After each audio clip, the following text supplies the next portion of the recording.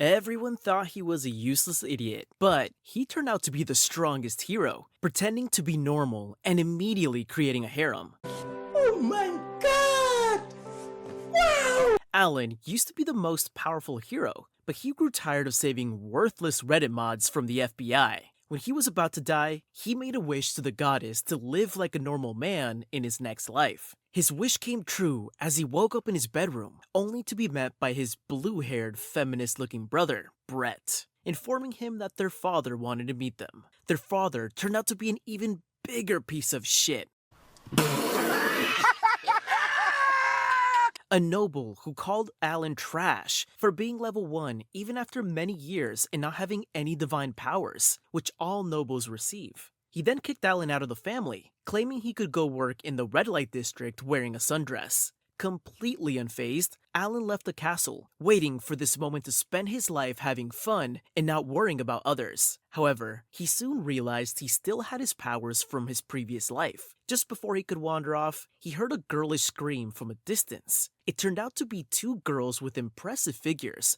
Nice. Fighting against some monsters. One of them, a tomboy in armor, tried to slash and stab the dog monsters, but her attacks were ineffective as they healed quickly. She told the princess, Lise, to run away while she held off the monsters, but Lise stood behind her, frozen. Betty, the tomboy, did her best to keep the monsters at bay, but Alan watched from a distance, using his magical eyes. He remembered how Lise once defended him when others made fun of him at a party, which made him want to help her now. As Betty fell to the ground, one of the dogs slashed her, knocking her down. The monsters were about to finish the job, but Alan, mustering all his magical energy, appeared in front of the princess at the last moment, grabbing the dog by its throat.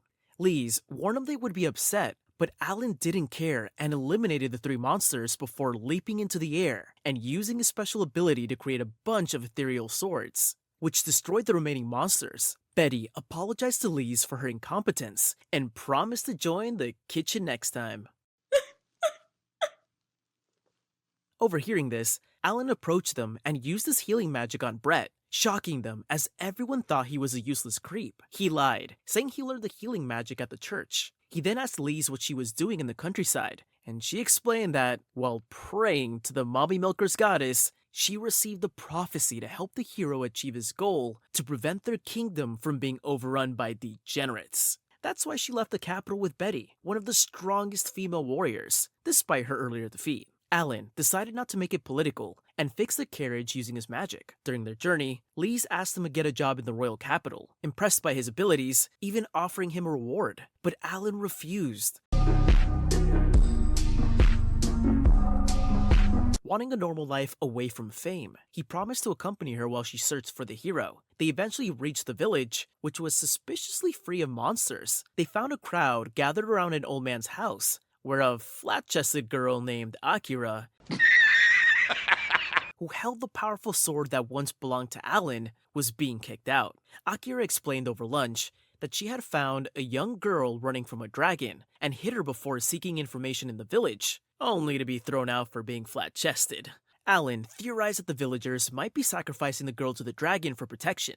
Akira decided to confront the dragon, with Lise and Betty volunteering to join her. Alan, realizing the girls might need help, decided to go with them. Akira, confident in her abilities, planned to attack the dragon head-on, but Alan knew she was overestimating herself. He offered to go alone, but she insisted on proving her strength. Akira confronted the dragon, who mocked her and revealed he had the little girl. Her attacks were ineffective, and the dragon incapacitated her. Alan intervened, slashing the dragon's wing and instructing the girls to leave. The dragons charged at him, but Alan used his magic to stop him. Despite the dragon's confusion, Alan scanned them and delivered a final blow, causing the dragon to flee and threaten the girls. Ignoring the dragon's threat, Alan struck, penetrating the dragon and destroying it completely. Everyone celebrated the victory, and Alan realized these girls couldn't survive without him. He decided to delay his retirement until Lise's mission was complete. The next morning, Alan wakes up by a tree to find Lise staring at him. He asks why she's acting like a creep, and she replies that she couldn't believe how someone could be this ugly and was taking a closer look. Alan then sees the little girl sitting and watching, while Akira and Betty spar to decide who gets to be with Lise. Suddenly, Alan remembers that Lise used S-class healing magic on Akira the previous day. Lise asks him to keep a secret, and Alan promises her secret and virginity are safe with him. Akira then calls Alan over, saying he must fight them before he can get a chance with Lise. Later, as they prepare to leave, Akira decides to depart alone with the girl after she had gotten attached to her. Alan tells her it would be dangerous, but she assures him that she knows how to handle herself. Alan and the rest proceed in the wagon. Lise apologizes to Alan for his broken sword and suggests they visit her friend, Noel, who forges amazing swords. Meanwhile, back at Alan's house, his father and brother, Karen, discuss their failed plan. It's revealed that they orchestrated the monster dog attack and made a deal with the dragon to eliminate the hero. Karen throws a fit, but their father tells him to shut up and instructs a butler to find the princess. The group, now in the village, Alan is shocked to see how busy it is, as it's sat on the countryside. They arrive at Noel's house, where they find her exhausted. Lise heals her, then asks Neil to make a sword for Alan. Neil initially refuses but changes her mind after inspecting Alan's broken sword and realizing it was used to its full potential. She agrees to forge a new one and kicks them out so she can work in peace. The group decides to stay at a lodge for the night, but as they discussed, they did not know they were being watched by a girl working for the old butler. She reports what she saw, but the butler is confused, expecting only one guard with Lise. Alan goes to the Adventurers Guild to sell dragon scales, only to encounter a furry receptionist who's shocked by the red dragon scale. This attracts the attention of the old butler, and his spy is revealed to be the Amazonian. The butler questions Alan, who explains that his party, including the hero, defeated the Red Dragon King. The butler checks Alan's level, sees he's a level 1, and suspects he's lying, but lets it go. The next morning, they return to Noel's place, finding her unconscious again. Oh shit, here we go again. Lise heals her, and Neil presents Alan with a new sword. Alan is impressed, and Noel, eager to see it in action, drags him into the forest to slay monsters. Alan asks Neil why she became a swordsmith, as it's usually a dwarf's job. Neil explains she lost her family as a young elf, and was saved by a dwarf named Vanessa, who later died. Before she can explain further, the old butler and the Amazonian girl appear in the forest, questioning Alan again. Alan tells them to stop talking, and they leave. Alan finds and slays some monsters, testing his new sword. Neil isn't satisfied and insists on finding stronger monsters. They go deeper into the forest, where Alan uses his magic to reveal a giant wolf-tiger abomination. Neil realizes this creature killed Vanessa and begs Alan to slay it, leaving him momentarily conflicted. Neil starts remembering her past and the pain of being horribly neglected when she was young. Vanessa took her into her home but hardly ever spoke or cared for her. Instead, Vanessa spent most of her time relentlessly forging blades, each strike filled with sheer determination. Neil tried everything to get Vanessa's attention, shouting her name repeatedly to no avail. When she needed food and got no response, she would eat whatever she could find in the house. Despite her efforts, Vanessa continued to ignore her, mechanically beating away at the blade. One day, out of desperation, Neil tried something drastic. She picked up a sword but lost her balance and fell over the other tools. Even then, Vanessa didn't look at her or check if she was okay. Neil ended up sleeping at the table. The next morning, Vanessa finally completed her blade, and only then did Neil see something resembling a smile on her face. Neil snaps back to reality, her eyes filled with tears, and tells Alan to destroy the creature that killed Vanessa. Alan refuses, explaining that the beast is far away from human settlements, peacefully sleeping and minding its own business. Enraged, Neil grabs Alan's sword and, with clenched teeth, runs towards the beast to deliver a killing blow. Alan stops her, warning that it would be futile as the beast has a protective spell. He explains they would need a sacred sword to harm the monster. Neil insists her sword is good enough, but Alan dismisses her, stating her blade won't even scratch the beast. He then walks away, telling her she could do as she pleases. The next evening, Alan returns to the town and meets up with Lise and Betty, recounting what transpired in the forest. Lise is puzzled why a great monster would hide in the jungle doing nothing. Alan suggests someone intentionally brought the monster there, using a spell to make it invisible to the naked eye. He then turns to Lise, suspecting there's a deeper reason for their visit. Embarrassed, Lise admits they came to investigate the murder of their army's general, who was found assassinated in his home, with no signs of intruders. The only clue was that the killer took the general's head, leaving the body behind. Betty suspects a demon, as no human possesses such a skill, but they have no idea why a demon would kill the general so secretively. Meanwhile, in the forest, the lowly checks on the monstrous wolf, confused about how Alan could destroy the invisibility barrier so easily. She heads back to town to report to the butler, who expresses his boredom and desire to leave. He orders the lowly to kill the princess and Neol, surprising her. He notices her reaction and walks back, revealing a slave collar around her neck. That night, Neol works on her blade again, determined to create a weapon rivaling sacred treasures. She exhausts herself and falls asleep. In her dreams, she relives the horrific day when the monstrous wolf, alongside the butler, attacked their home. The butler wanted to eliminate Vanessa for trying to make a sword that could rival sacred treasures. Vanessa fought bravely but was overpowered. Her blade shattered on impact, and the wolf tore her apart. As the wolf turned to finish Neol, a hero appeared and shocked the monster with lightning. The hero apologized for not saving Vanessa, but Neol was distraught, vowing to make a better blade. The next morning, Neol wakes up feeling better, wondering if Lise healed her. She resumes her work, unaware that Alan healed her at night. Later that day, she finishes her sword, confident it could compete with the sacred treasure. She sneaks out at night to kill the monster. Finding the wolf asleep, she tries to attack, but the wolf senses her and hits her into a tree. Barely managing to stand, Neol encounters the butler, who commends her durability. She rushes at the monster again, but the wolf dodges and kicks her. The butler mocks her, telling her to say her last prayers. Just as the monster is about to kill her, Alan appears and slashes the wolf away. The butler laughs, revealing it was his plan all along. Meanwhile, the lowly sneaks into the princess's chamber to kill her, but finds the bed empty. Betty and Lise call her out, using Alan's barriers to see through the invisibility spell. The lowly attacks but is intercepted by Betty. After a brief struggle, Betty is about to land a finishing blow, but the princess stops her. The lowly, using this distraction, hits Betty and grabs Lise. She stops short of killing Lise, and the princess realizes the girl is being forced to fight. Betty knocks her out, confirming their suspicion. The butler orders the wolf to kill both Neol and Alan. Unlike Vanessa's fate, Alan's sword doesn't break, and he kills the wolf. The cowardly butler flees, fearing for his life. Alan carries Neol back to the city, where they meet up with Lise and interrogate the lowly. They learn she was enslaved when the butler raided her village and killed everyone. Moved by her story, Neol, recalling her own childhood, frees the lowly, offering to take her in. While most problems seem resolved, Alan is determined to finish the butler. He ventures into the forest alone, using his special abilities to track him. However, the butler, hiding behind the mountains, is found and killed by a demon. What?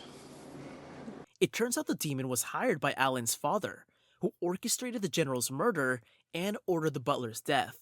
Alan's father reveals his plan to eliminate the hero and princess. Alan confronts his father, declaring he wants to handle the princess party personally. While Alan and his party are at Neol's workshop, they search for leads on the general's murder but find none. Neol suggests investigating a nearby village, where a ghost in silver armor haunts the graveyard. Betty, terrified of ghosts, is teased by the others. Lise decides to investigate, and Alan agrees, hoping to find clues about the general's death. They arrive at the village during Halloween preparations. Lise asks the villagers about the ghost, but gets no useful information. Alan insists they check the graveyard, as Neol mentioned in her story. There, they find nothing unusual. Suddenly, they encounter a man with white eyes who leads them to the village chief. The chief denies any ghost sightings, but invites them to stay for the festival. Alan accepts, and the chief arranges their stay. That night, Lise dreams of her childhood and her night uncle. She wakes to the sound of creaking floorboards and sees a knight in silver armor resembling her uncle outside. She follows him to the cemetery, where he disappears, and zombies emerge. She screams, but Alan wakes her up. It was just a nightmare. Still feeling scared, she clings to Alan for comfort.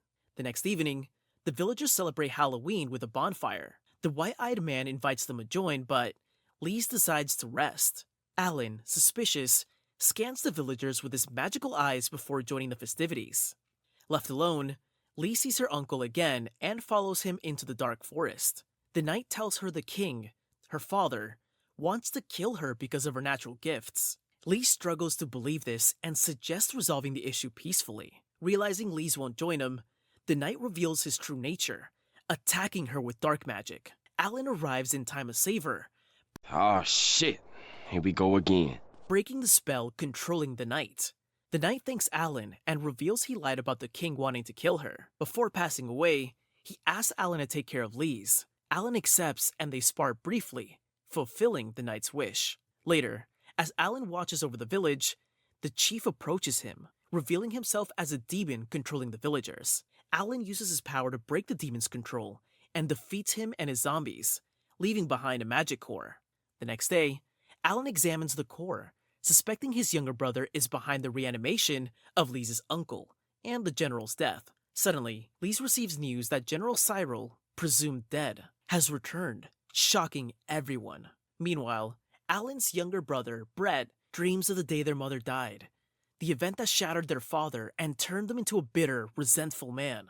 Too young to understand, Brett faced scorn and blame, directing his resentment at Alan. Awakening in frustration, Brett greets his father, who laughs maniacally, declaring it's time to start the revenge on the kingdom and the gods. Brett believes he is the only suitable leader for their family.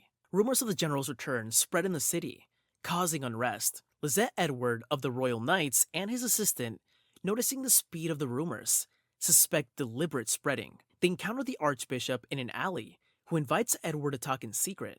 Despite his assistant's suspicions, Edward agrees.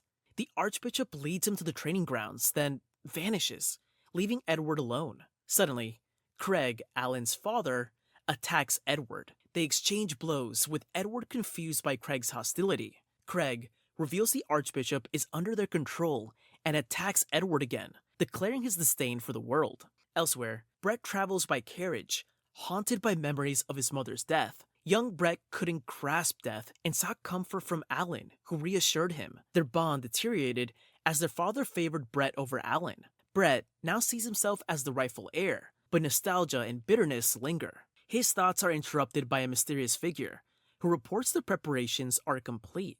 Brett confirms his control over the Archbishop and Edward's lure, then dismisses concerns about Edward's strength. In the city, the hero Akira and her adopted daughter Sarah are ambushed by hooded men. They activate a spell turning Sarah into a living bomb, forcing Akira into a dire choice. Meanwhile, Edward's assistant, worried about his Lizette, leads knights to find him. A hooded figure offers to reveal the truth about the world, but vanishes, attacking the knights. Betty arrives to back up the assistant. At the city square, Brett manipulates the Archbishop and the resurrected General Cyril to spread lies about the gods and gifts. They claim the gods control humans through gifts, urging people to give them up for true freedom. Brett demonstrates an artificial monster's power, convincing the crowd of their cause. He introduces a demon, claiming demons reveal the truth about gifts and can help humans become stronger without them.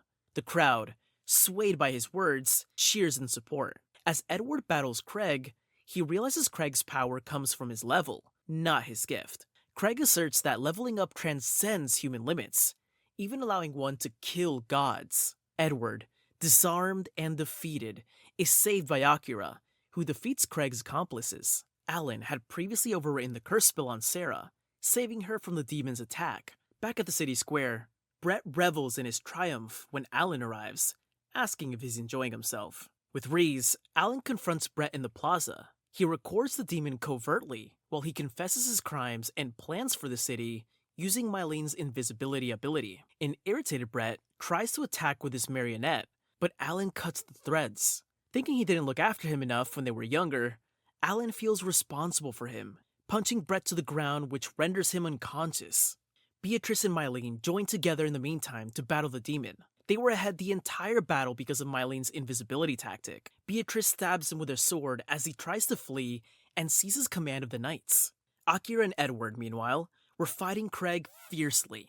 The demon-looking butler could handle them both due to his Undertaker gift, which allowed him to see their moves many steps ahead. As Edward attempts to reason with his old acquaintance, he is stabbed in the chest. Alan shows up there and stops Craig before he can kill Akira. He destroys Craig, and then the evil that he released over the city. He is made Duke of Westphal following the battle, but he turns it down right away. Rather, the monarch gives Rhys the last name Westphal and sends her off with Alan. However, Henriette is distantly observing Alan. Alan dreamed about dying in a previous life. He wakes up and then goes to the dining room to have lunch with Rhys and the other ladies. Distressed by the demands from the guild and at work, Alan makes a decision to visit the Empire. But Mylene and Neol trail him, and after persuading Beatrice to watch the duchy, Rhys does too. When they come upon sandwolves on their way to the Empire, Alan dispatches them quickly. They see the Empire is guarded, as though something's wrong. As soon as they arrive, Alan next meets Henriette, the daughter of the Marquis, linguist. Henriette still has some of her abilities, and was with Alan in his previous life. She issues Alan and his friends a warning to leave the capital due to issues. Alan rushes to look into an explosion that happens elsewhere. He confronts the firemen, but not long after, demons kill him. Mylene saves him after the knights show up and arrest him. She had obtained intelligence from Henriette. After that, Henriette drives them to her villa, so they can relax until things settle down. Henriette, lamenting that she was not the one who brought Alan joy in this life. Neol is extremely bored while staying at Henriette's home because she had to come to this place to meet some blacksmiths, but she hasn't been able to meet them. Navel starts imagining making swords, which worries Lise a lot. Alan tells everyone that the Black Knight is looking for just him, so Neol and the others could go outside. Hearing this, Henriette stated it to be true, and Neol asks if she can then go out. She goes to the town with Mylene, where they both enjoy themselves a lot. As they're returning, all the elves are looking at Noelle, which makes her think they found her cute. Some people start approaching Neol, but Mylene keeps them away from her. Then, all the elves surround Neol, and seeing this, Mylene takes Neol back and tells everyone about it. Neol, feeling like the shit at this point, Henriette brought her back to reality as her looks were not the reason the elves were interested in her. Henriette then asks Neol if she knows anything about her past. Neol says she wants to know about her past, but her memories are gone. Henriette tells Neol that she can tell her about her past. They all go outside to the garden, and Henriette teleports them to the elf forest. Neol asks Henriette if she's from this place. Then, why doesn't she remember anything about the forest? Henriette explains that a barrier has been placed to protect the elf forest, allowing people to come inside but erasing the memories of those who leave. However, this doesn't apply to Henriette, and she can enter the forest anytime. Alan wonders how he didn't know about this forest and its barrier, and asks Nat if she's involved in all this, to which Nat makes excuses, saying she isn't involved. They all then enter the elf forest, where all the elves surround them again. Henriette reveals that they will not harm them because their supreme ruler has returned. All elves bow to Neol, calling her their ruler. They welcome Neol, who is very confused. Henriette explains to Neol that she possesses a special gift from the gods, fairy and ice, which is unique to only the royal bloodline of elves. This reminds Neol of what Horus had told her, making her realize she is one of them. Neol asks if she is from the royal family, to which Henriette responds that the royal family is now extinct, but Neol carries their blood, which is why they consider her their ruler. One of the elves tells Neol that he served the previous elf ruler, and will now serve her with his companions. Neol tells them they cannot make her their ruler just like that. Percival tells Neol that they will do whatever she asks for them, and won't force her into anything. Then, Percival starts showing Neol and the others around the elf forest. Lee sees some elves using human tools, surprised at the sight. This, done through Henriette's actions, she stops Percival from mentioning it. Two elven children then run up and give nuts to Neol, and promise her more gifts the next day. Percival sends the children away and calls Philip, who was hiding behind a tree. Philip comes forward and Percival accuses him of following them to meet Neol. Philip says he wants to speak to the ruler too, but Percival refuses, saying they are on an important mission. Philip argues that everyone can meet Neol but him, and after Percival gets angry, Philip leaves. Neol asks Percival what Philip meant by bad people, but Percival expresses it to be of no concern, and they continue. Meanwhile, Lisette of the Black Knights is outside of the mansion when a man named Oswald approaches. Lisette asks Oswald if he found the entrance to the elf forest, but Oswald says he hasn't. Lisette mocks Oswald, angering him. Lisette puts her sword to Oswald's neck, warning him not to make things worse, and Oswald leaves. In the elf forest, everyone celebrates Neol's arrival, Percival tells Alan they now have their second ruler back. Without a ruler, they wouldn't grow, and they owe Henriette for helping them.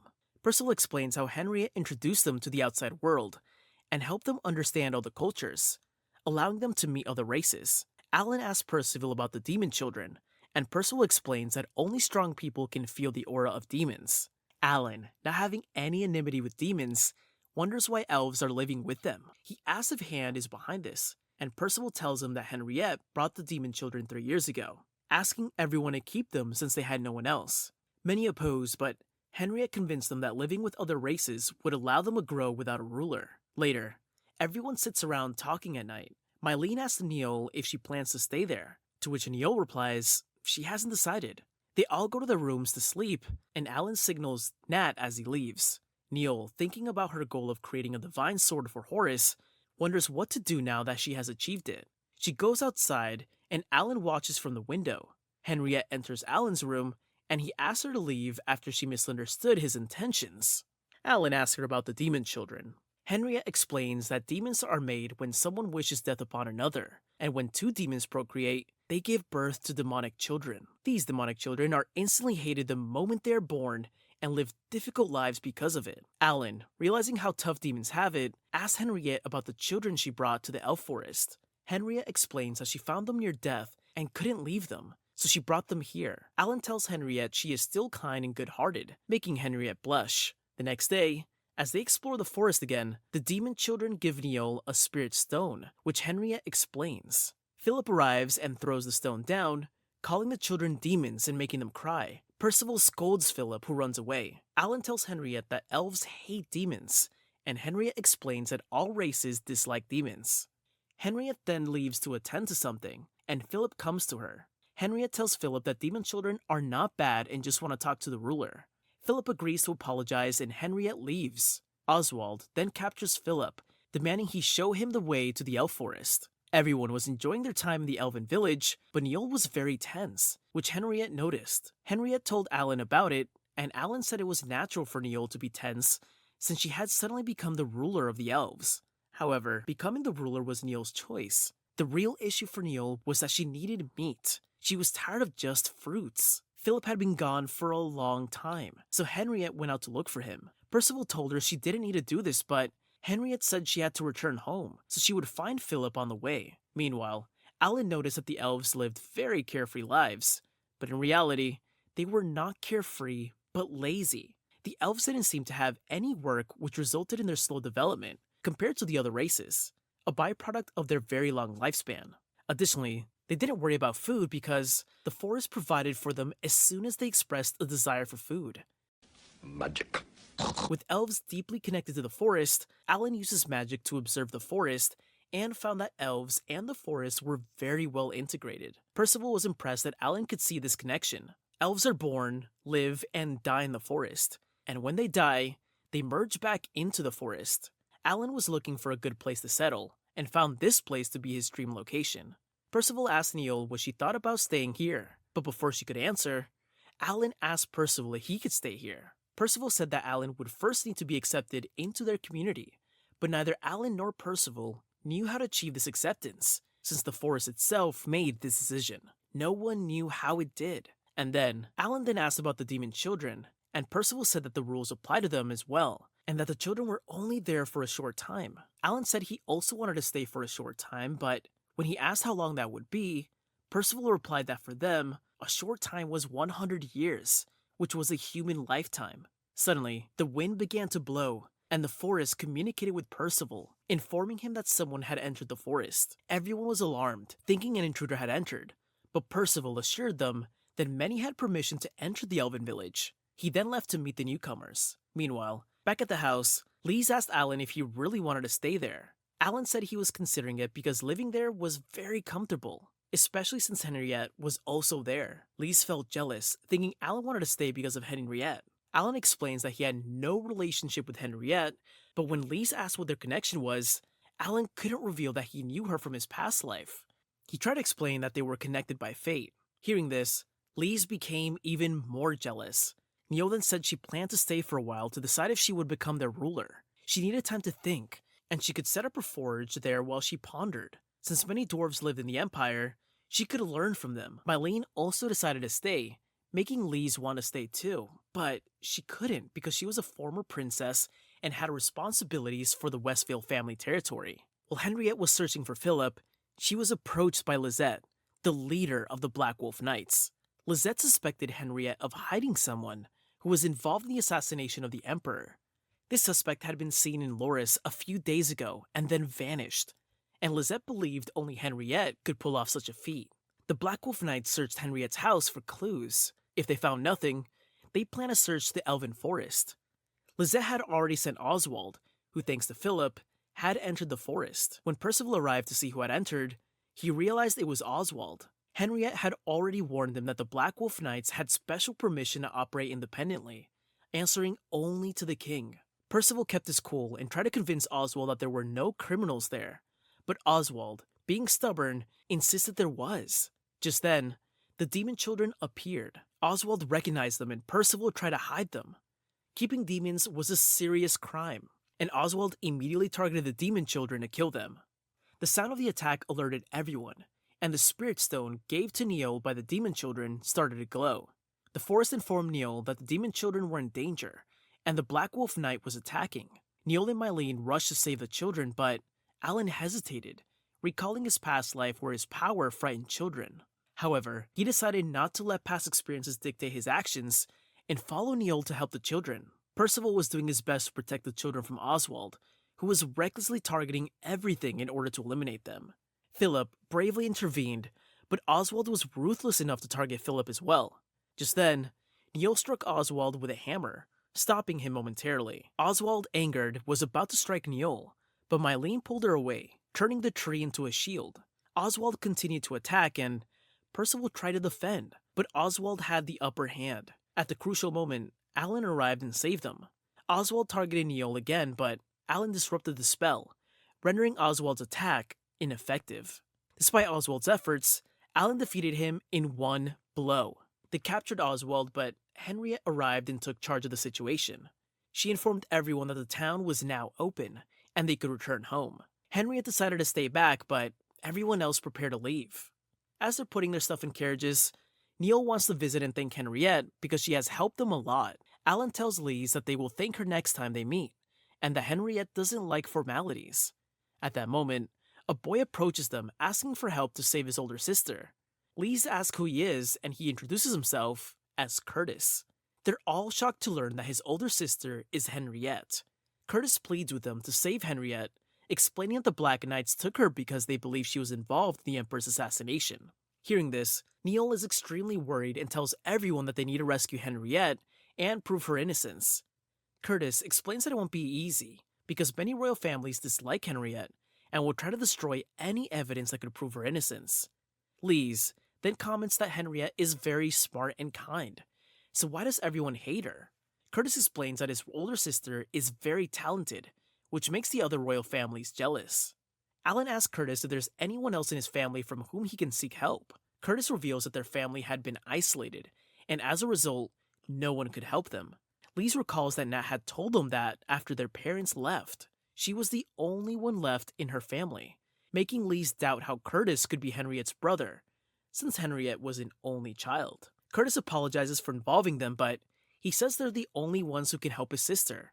Alan is deep in thought when Lise and the others approach him.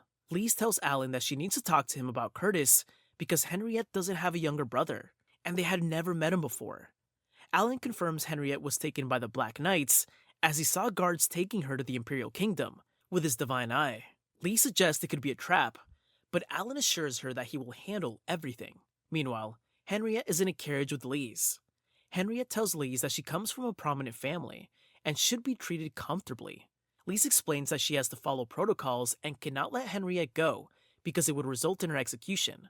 Henriette asks Lise if she kept her promise, to which Lise assures her that she never breaks her promises and has let all her friends go, who should have left the town by now. Henriette threatens to kill Lise if anything happens to her friends. Curtis is waiting for Alan and the others when they arrive. Alan asks Curtis who is with him, and Curtis introduces his guard, assuring them that they can trust him. They all board the carriage and head towards the Imperial Kingdom. Curtis asks Lise and Neil what they were talking about, and Lise compliments the beautiful carriage.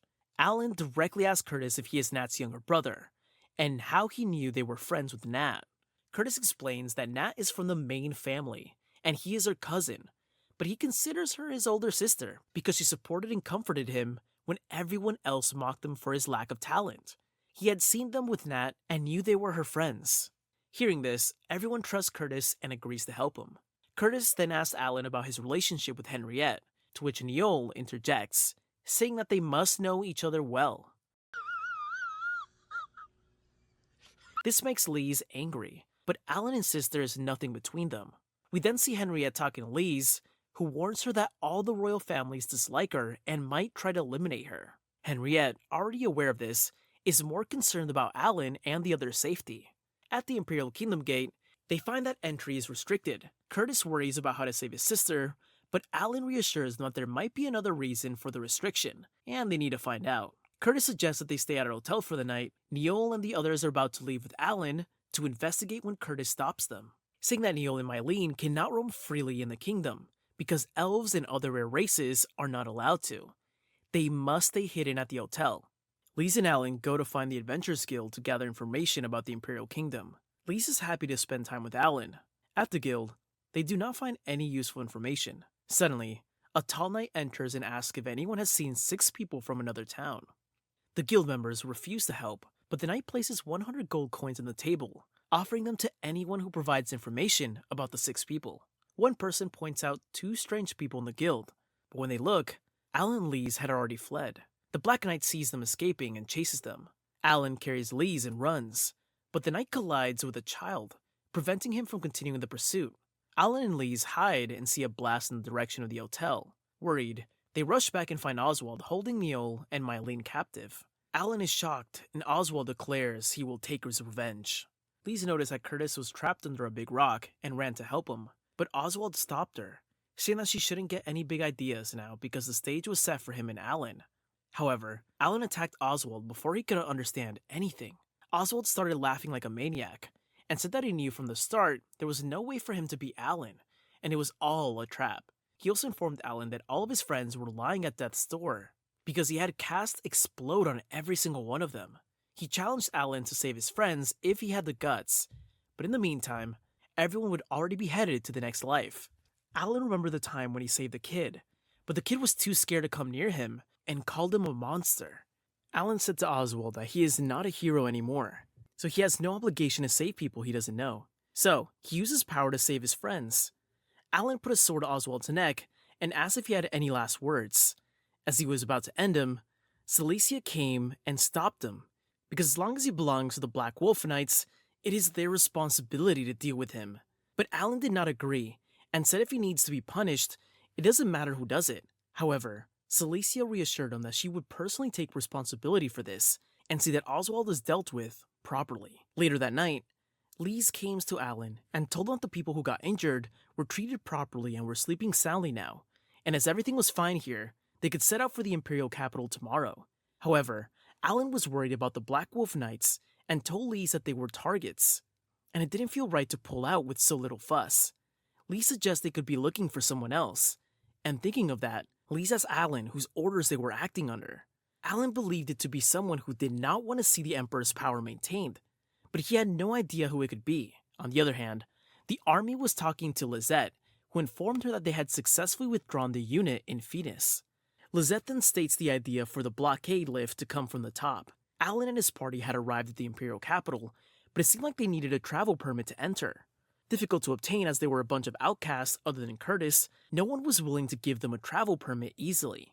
Lee suggests they dig a long tunnel to bypass the walls, but it's a lengthy process. Curtis said it to be a good idea, and they could use the already existing secret tunnels under the capital. Established as escape routes for the Imperial family, due to them hardly being used, it would not be an issue for them to sneak in. Curtis goes through the usual gate of the Imperial capital, while the rest of the group enter through the tunnels. Able to easily find an access point as they walk through, they suddenly notice 2 guards headed in their direction.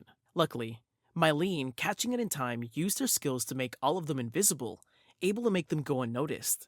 After moving a little further, they noticed Lisette in the tunnel.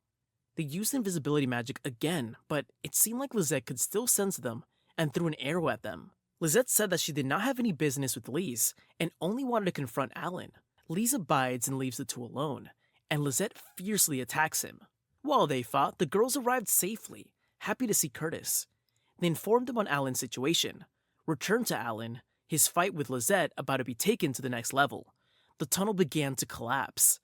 They both decide to postpone the battle for now, and Alan safely makes it out, which left everyone relieved. Alan went to see the redhead, who was reading a book.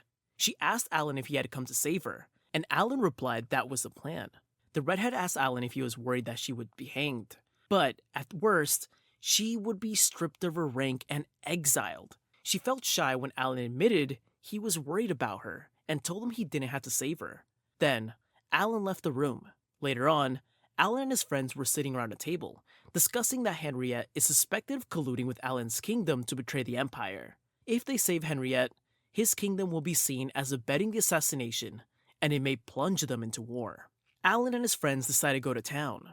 Meanwhile, Henriette was lying in a cell when Lizette came to visit her. Apologizing for her being thrown into such a place, Henriette asked her to leave and not feel sorry for her. After she was gone, Henriette took out a book she had been reading when Alan visited her room, The Tale of Two Heroes. She had read this book when she was an angel. It was a story of heroes who never asked for any reward and always fought for others and saved the world. Whenever they would stop treachery in its tracks, her heart would feel lighter. But one thing bothered her. The heroes ultimately died. To prevent such a tragic ending, she wrote the hardest guide for Alan. His weakness is right between his eyes, but she could not change his ending. Resigned to her fate, she said she would take her leave from this place now. Curtis came to the cell to meet Henriette and asked why she wanted to work with him now. She warned that they would execute her, but Henriette questioned if that was something the person who set this all up should be saying. She told him if she thought Henriette would simply agree to work with him, he was a fool. Curtis threatened that if she refused to go along, he would dispatch an assassin immediately and have Alan killed. Enraged, Curtis ended up punching Henriette and stormed out of the cell. Meanwhile, Neil and Mylene were loading things into the cart and were happy that they had done their chores and were now ready to go back to the kingdom. Alan asked them to run another errand, requesting them to pack everything by the time they were back. He asked Lise if there was anything special she wanted to talk about. Lise said they should go back and rescue Henriette. She understood that taking action might worsen the situation, but they couldn't sit around and do nothing. Meanwhile, a knight came and said there was no need to be rational when they were about to save someone.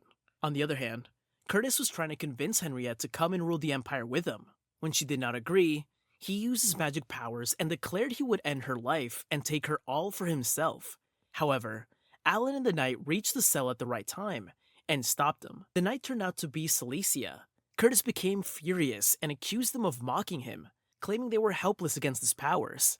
But, eventually, Alan overpowered Curtis's evil power, which turned him back into his human form. Curtis couldn't understand how Alan knew about him, but Alan told him his sloppy plan was pretty obvious.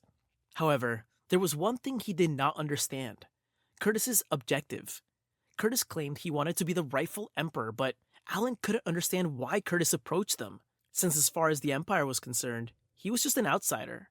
Alan figured out that Curtis didn't want the Emperor's throne, he just wanted to be with Henriette. But when Alan asked him why he wanted to be an emperor, Curtis couldn't give any satisfactory answer and started crying. Henriette approached them and said she couldn't return his feelings, but if there was anything she could do, she would be happy to help. However, it was all part of Curtis's plan to get closer to Henriette. Once again, his evil powers possessed him, and he grabbed Henriette. As Alan tried to protect Henriette, Lizette came in to help him. Alan attacked Curtis again and defeated him with his ultimate flash skill. After he had defeated Curtis, Henriette came to him and asked how many times she had to tell them that she did not need to be saved. However, Lizette interrupted the moment and said that they needed to escape before things got complicated. Curtis had joined forces with a demon to assassinate the Emperor, and the truth was buried in darkness. Henriette was executed, thus bringing the Linkvis family to an end. But it seemed like Henriette was quite enjoying her time with Alan, pretending to be dead. Henriette asked Alan why he came to save her, and Alan told her that when he was banished from his parents' house, he thought he would live peacefully, doing whatever he wanted. He saved her because he wanted to, even if that was not what she wanted. Then, both of them enjoyed a happy breakfast with their friends. This is the end of Season 1. No other season has currently been released, so if you would like for an update when it does, comment, like, and subscribe. As always, touch grass for 10 minutes today, and until next time.